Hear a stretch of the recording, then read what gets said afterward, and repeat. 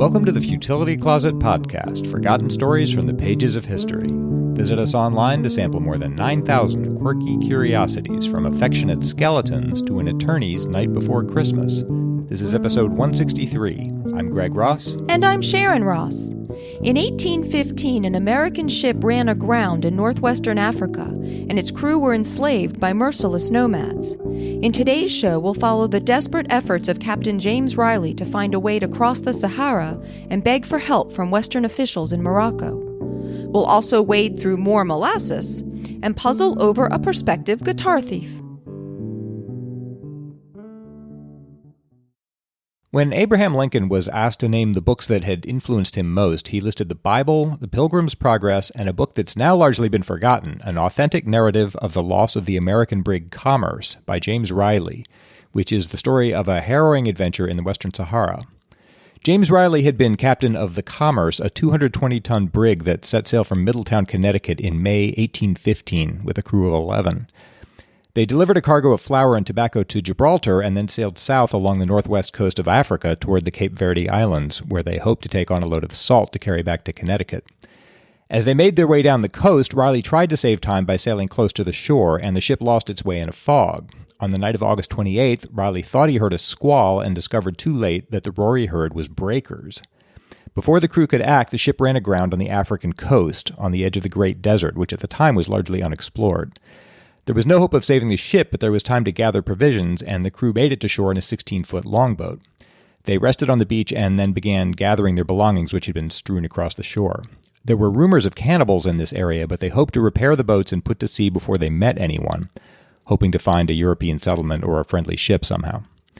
But as the sun rose, they noticed an old man walking down the beach about half a mile away from them. He was a Sahrawi, an inhabitant of Western Sahara, and one of the poorest people on earth. The people of this region lived in almost unimaginably harsh conditions, but they considered themselves true believers and prayed to God to send Christians ashore, as their property would rightfully belong to them. They would take what they could use, burn the rest, and enslave the Christians. The man approached and began to help himself to the wreckage on the beach. The castaways had no weapons, so Riley made signs of peace and invited him to take what he wanted. He did so and made off with it, and then returned with his whole clan. Riley was outnumbered, so he decided to let them scavenge their belongings. He drew the line only when they approached their own provisions. They had some bread, some salt meat, and some casks of water and wine. Riley stationed men with handspikes around the camp, and he and several sailors quietly set to repairing the longboat. The nomads returned the following day and demanded that the castaways bring them more loot from the ship. There was a standoff on the beach, and Riley gave them a bucket of silver while his comrades escaped in the longboat, which had now been repaired. As Riley ran to join them, they seized a passenger named Antonio Michel, stabbed and bludgeoned him, and led him off across the dunes, and he was never seen again. The men returned to the wrecked ship and tried to decide what to do. They decided finally to head out to sea, grim as that sounded, because they obviously couldn't return to shore. The longboat was crowded with 11 men, a keg of water, and a small amount of food and wine. It rode low in the waves, some of which were 20 feet high, and it had no rudder. Riley had to steer it with a plank while the men bailed in 30-minute shifts. As the days passed, the men began to become feverish with dehydration and began to refill their water bottles with their own urine. By the fifth day, the idea of rescue had begun to seem just hopeless. They took another boat and steered back to the coast, which was now 4 days away. When they reached the shore, the longboat's timbers just exploded on the beach. They'd hoped to find the wrecked ship again, hoping that somehow by now it had been discovered by civilized people who could help them, but in their 9 days at sea, they had drifted down the African coast, and now, instead of a sandy beach, they faced immense cliffs. At dawn on September 8th, the 12th day since the shipwreck, they began to make their way along the beach, still hoping that they might reach the wreck on foot. In fact, and they couldn't know this, they were now more than 200 miles south of it.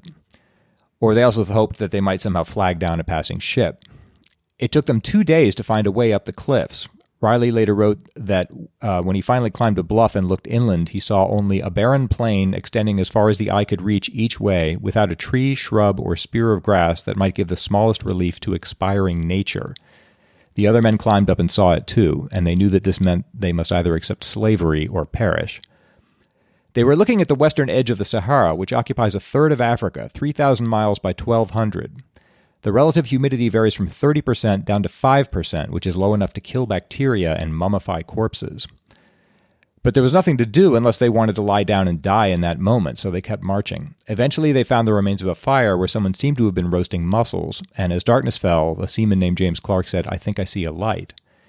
It was an encampment of Sahrawis. They might be saved now, but it was known that the Sahrawis did not treat captives well. Riley convinced the men to wait until morning, since he thought it might be dangerous to approach the camp at night. At dawn, they saw that the nomads were gathered around a well. They took stock of their situation. They had no food or drink, no weapons, little clothing, no shelter, and no resources to draw on, so they decided to submit themselves to murderer slavery, which is what this amounted to.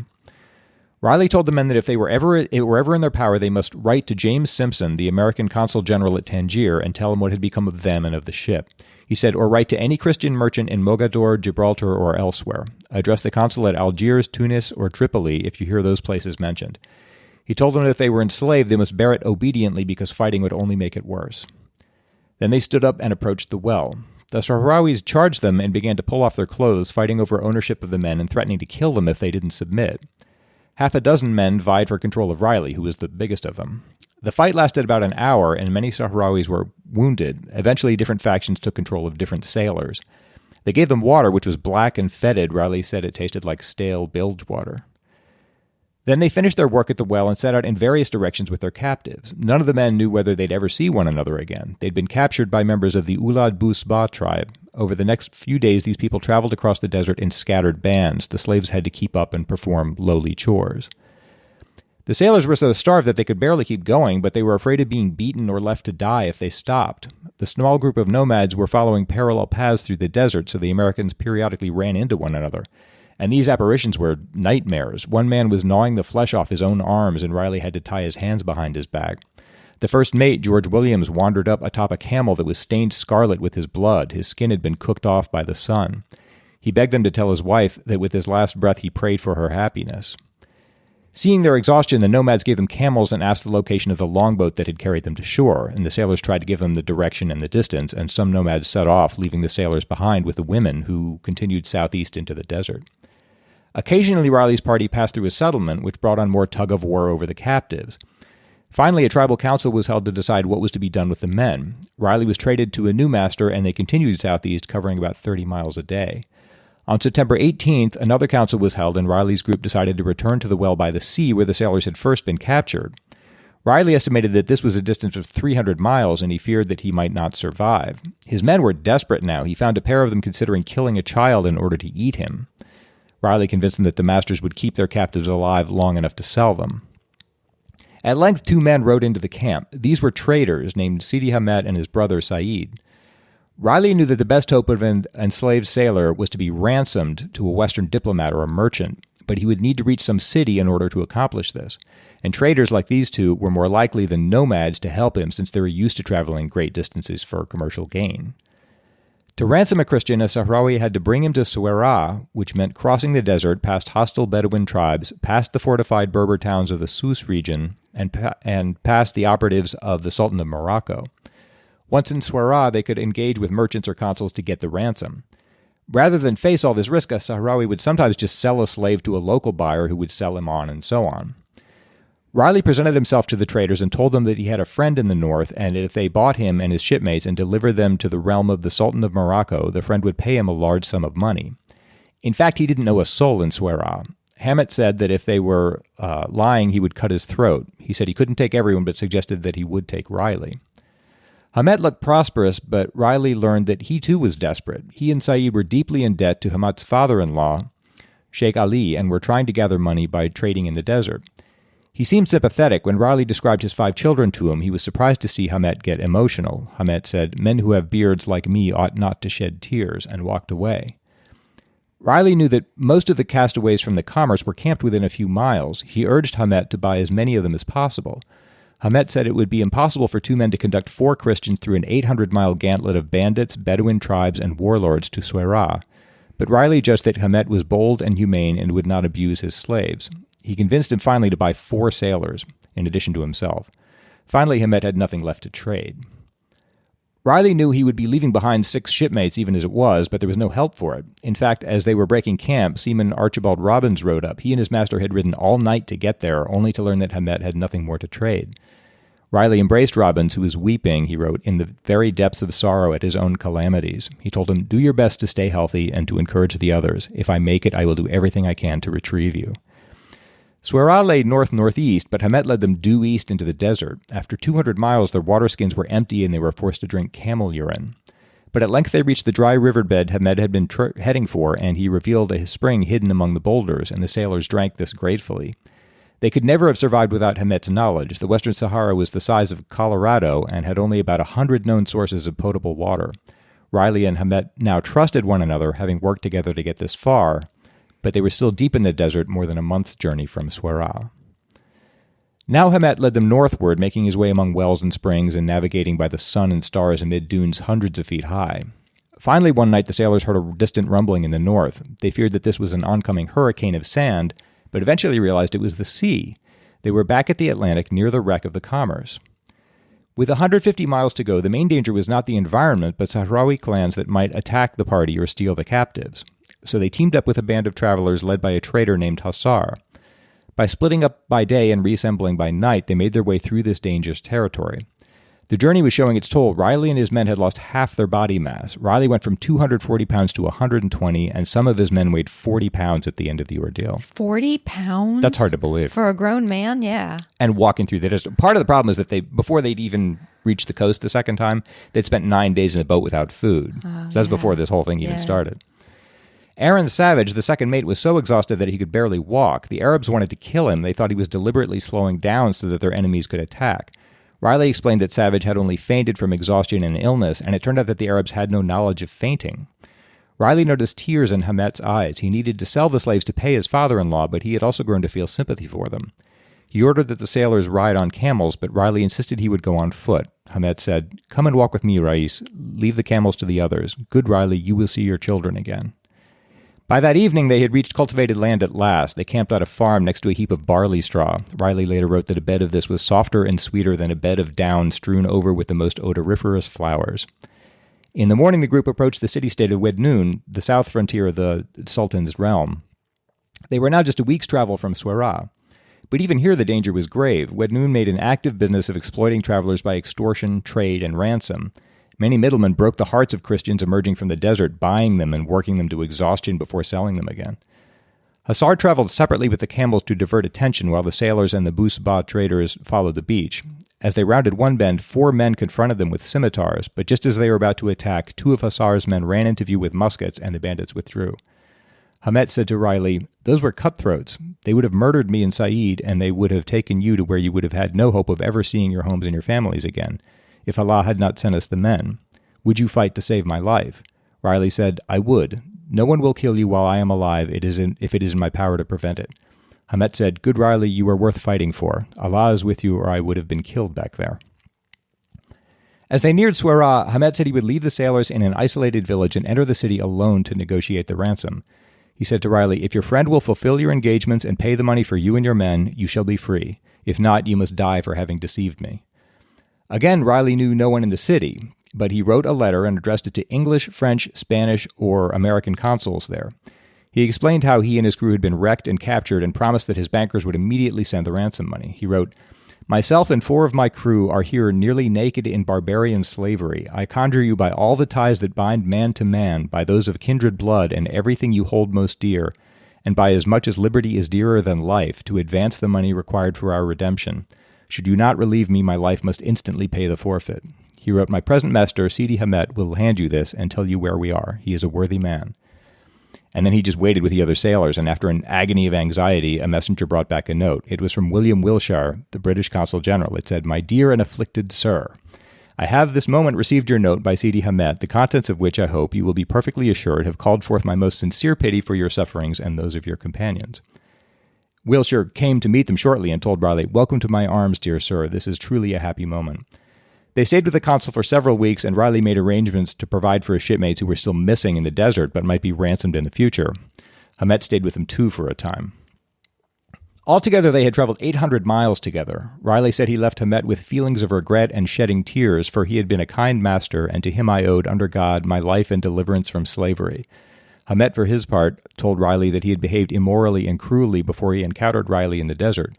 When he saw Riley naked as a slave and learned that he had family, God softened his heart, and he did all he could to lighten the burden of his afflictions.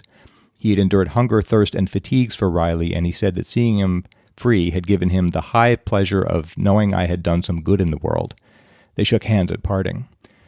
Riley returned to the U.S. and published his narrative of the adventure in 1817, which was an enormous success. By 1860, it had been reprinted 18 times and sold almost 1 million copies around the world. Henry Thoreau and James Fenimore Cooper both praised it, and Lincoln often referred to it even during his presidency.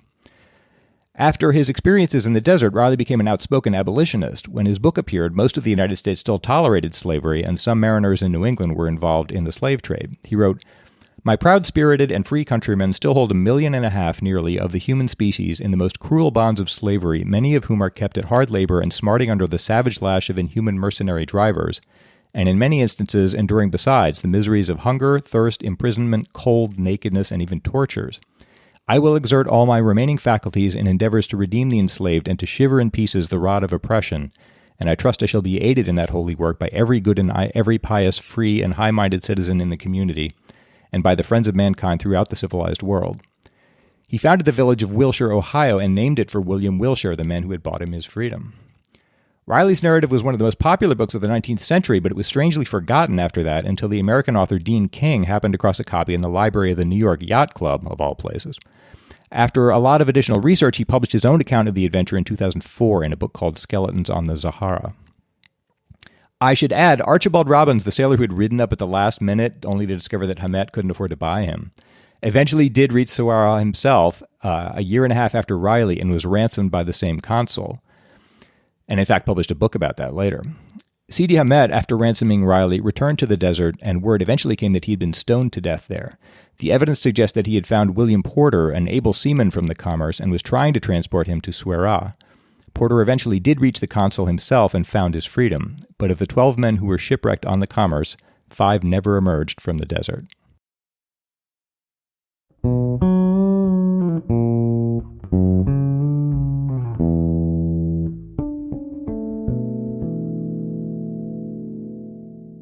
Futility Closet is supported primarily by our fabulous listeners. We really wouldn't be able to commit to the amount of time that the show takes to make if it weren't for the donations and pledges we get. If you'd like to contribute to the celebration of the quirky and the curious that is Futility Closet, you can find a donate button in the Support Us section of the website at futilitycloset.com. Or if you'd like to join our Patreon campaign, you'll get access to our activity feed, where you'll find outtakes, extra discussions on some of the stories, more lateral thinking puzzles, and updates on Sasha, the official Futility Closet podcat. You can check out our Patreon campaign at patreon.com/futilitycloset, or see the link at the website. And thanks again to everyone who is a part of Futility Closet.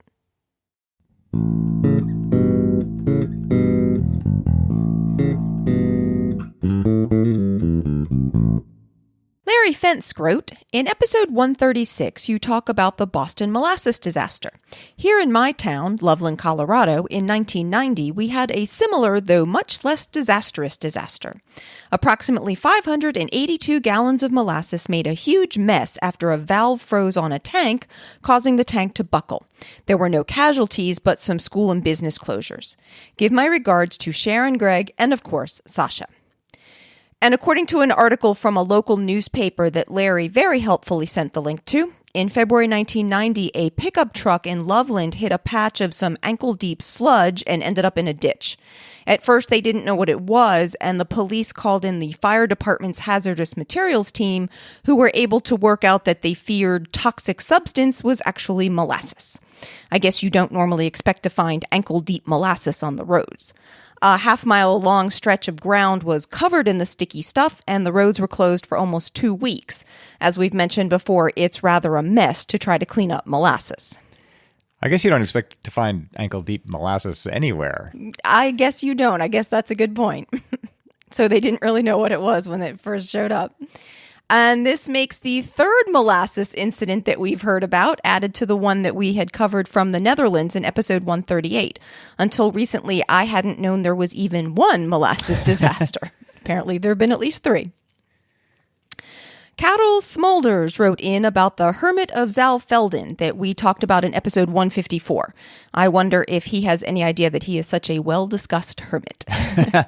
Carol said, Dear Sharon and Greg, The story about the modern-day hermit of Zalfelden and that the job is now taken stirred my interest because the man hails from my region in Belgium, and because I passed by Zalfelden just last year. I don't know the man any better than you do, so not at all, but he did become a bit of a news item at the time.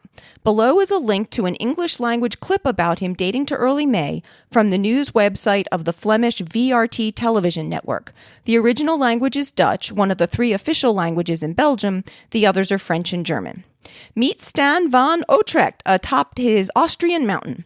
You can also hear the correct pronunciation of his name in the clip. And that was a very tactful way for Carol to let me know that I had not done a great job of pronouncing van Utrecht. I had only been able to find a German pronunciation and had hoped that that would do, as I wasn't sure which language he spoke. But thanks to Carol, we now know that van Utrecht is Flemish, and according to the video that Carol sent, he is actually the first non-Austrian hermit of Zalfelden in 350 years. So we'll have that link in the show notes for anyone who wants to see the new hermit and get a peek inside his little dwelling. As Carol said, he hasn't actually met the hermit himself, so if anyone else finds themselves in that area, do let us know if you actually get to meet the hermit. He actually seemed really nice on the video. And while we're on the subject of mispronouncing things, some of our listeners let us know that the Korean business conglomerates that I had mentioned in episode 160 are pronounced chaebol, no matter what the Google dictionary told me. And the mathematician that we discussed in episode 159 would probably pronounce his name more like Erdush, not the more Americanized version that we were using. We do try with the foreign words and names, but I'm sure we'll still get some wrong in the future. Yep.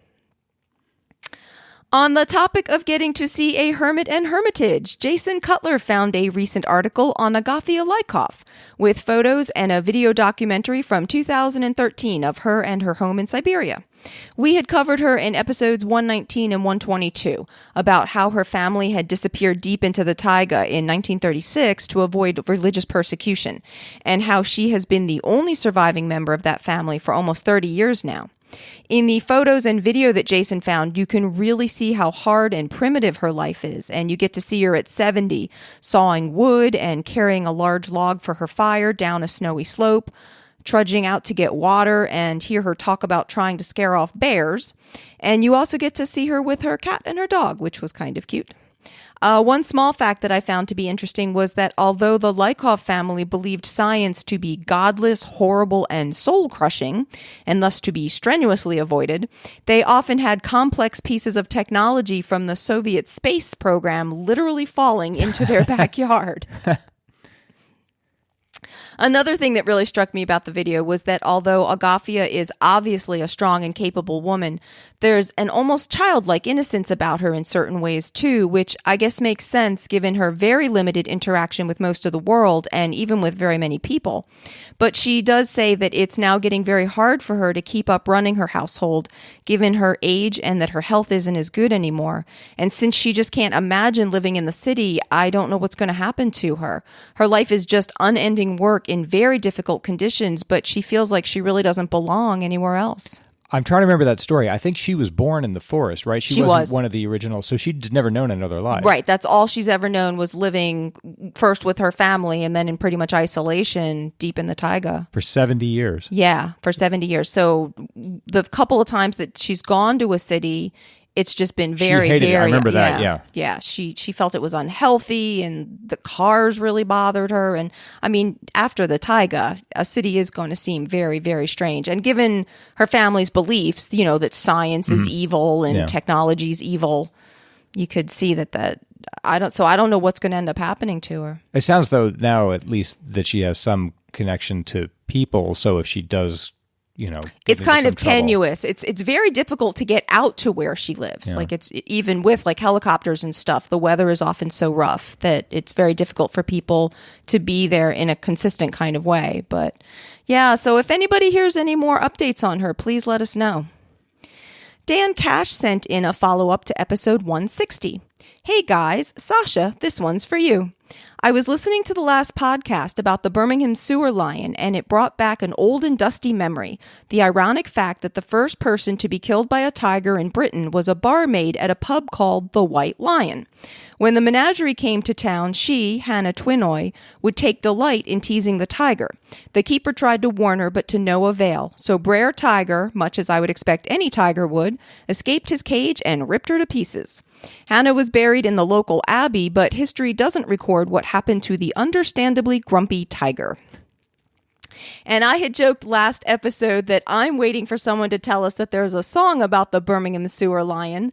I haven't come across that yet, but when I looked into the story that Dan sent, I did find a song about Twinoy and the tiger, as well as a charming little video of the story done in the style of paper cutout silhouettes. And Greg had actually posted the epitaph that's on Twinoy's 1703 tombstone on the Futility Closet website back in 2005. In bloom of life, she snatched from hence, she had not room to make defense. For tiger fierce took life away, and here she lies in a bed of clay until the resurrection day. And Steve Winters wrote, "Hello, Futility Closet. Now that I'm on my summer schedule, I'm getting caught back up with all of your wonderful podcast offerings. Today I decided to get systematic about it and went all the way back to the very beginning to listen to your very first podcast from more than 3 years ago. I discovered in it a description of decimal time, which is funny because it's something I had been thinking about myself for quite a long time. In fact, totally coincidentally, I had just succeeded in putting up a decimal clock on my website last Thursday. I hadn't realized that the leaders of the French Revolution had come up with the same idea a long time before I did, but I guess I'm not surprised.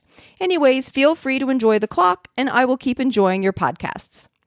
And Steve sent in a link to his decimal clock, so check the show notes for that if you're curious to see one. It really would simplify things if we did switch to decimal time and perhaps some other calendar system, like the ones we had discussed all the way back in episode 1. Maybe that'll finally catch on. Maybe it'll finally catch on, right?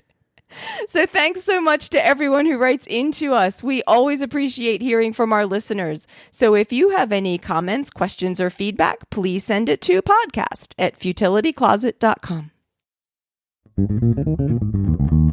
It's my turn to try to solve a lateral thinking puzzle. Greg is going to give me an odd-sounding situation, and I have to try to work out what's going on, asking only yes or no questions. This is from listener Dan White. He writes, "A local museum is currently hosting a traveling exhibit from the National Guitar Museum. As I strolled through examining the display cases that lined the walls, I was surprised and delighted to find my all-time favorite guitar when I had played on numerous occasions. And it occurred to me that, if the case was open, I could walk out the front door with it in full view of everyone and no one would stop me. Why?" Okay. The listener wrote this in saying this was a guitar he had played in the museum. This is true? Yes. So the listener is a guitar player. Yes. Is he a famous guitar player? No. Okay. Or he looks like a guitar player. No, I'm confused. Okay, the listener was saying he was writing this in the first person. I saw my all-time favorite guitar, meaning a guitar he had played? No, a guitar he'd heard someone else play? Okay. Not a guitar he had heard someone else play. A guitar he had played. A guitar he had played. Yes. And that was in this museum. Yeah. Okay. Had he given the guitar to the museum? No. Okay. You said this is from Dan White. This is a guitar Dan White had played? Yes.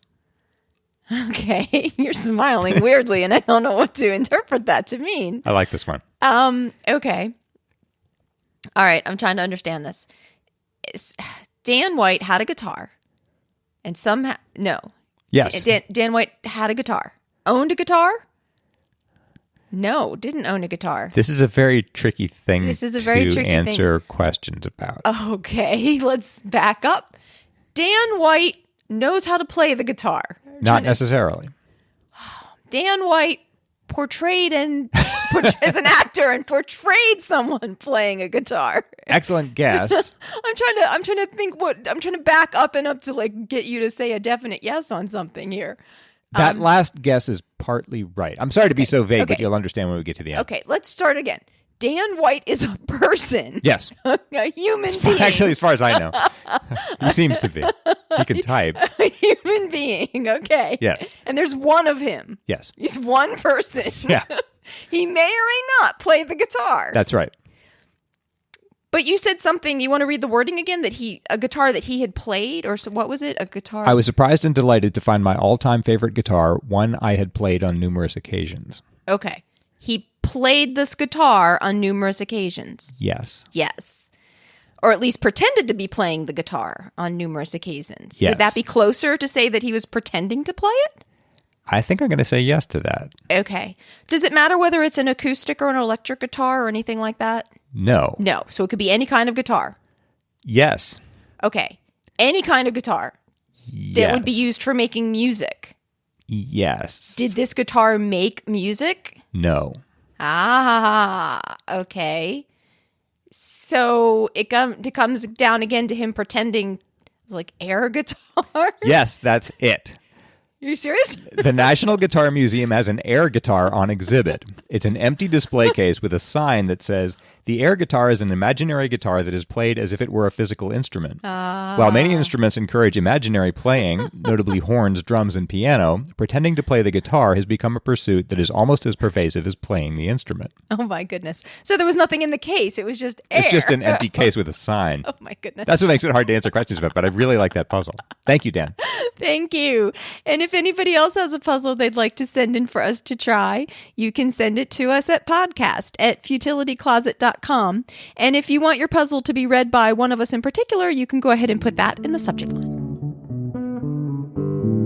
That's our show for today.